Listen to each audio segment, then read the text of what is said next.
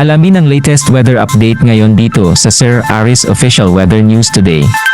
Kasalukuyan, si Bagyong Marce ay nanatiling sa East Philippine Sea at patuloy na kumikilos papalapit sa Northern Luzon. Kasalukuyan, ang layo ng sentro o mata ng Bagyong Marce ay nasa 415 kilometers east-northeast ng Itiagi, Isabela o 395 kilometers silangan ng Tuguegarao City, Cagayan. Napanatili ang lakas ng hangin malapit sa gitna ng bagyo na nasa 140 kilometers per hour, samantala ang pagbukso ng hangin ay umaabot sa 170 kilometers per hour.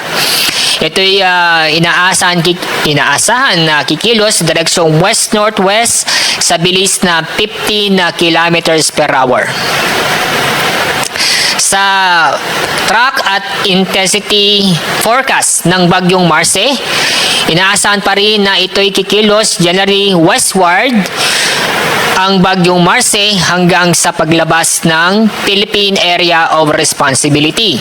Inaasahan natin na mula ngayon hanggang sa paglabas ng PAR ay napanatili sa kategoryang typhoon.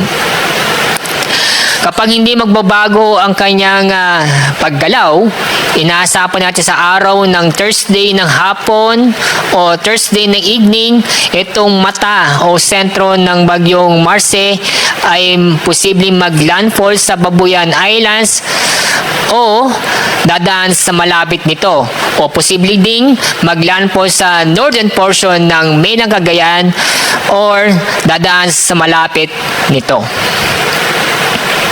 Bago maglandfall ang Bagyong Marce ay yung peak intensity ng bagyo ay inaasahan na ito'y bago maglandfall si Marce sa Babuyan Islands or sa Cagayan. Inaasahan natin, muli po kapag hindi magbabago ang kanyang galaw at direksyon, possible sa Friday ng hapon o Friday ng gabi, nasa labas na ng ating Philippine Area of Responsibility. At muli po, ito yung nakikita, ito yung lawak ng Bagyong Marce.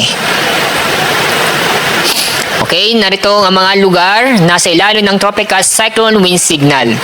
Signal number 2 ay nakataas sa northeastern portion ng mainland Cagayan.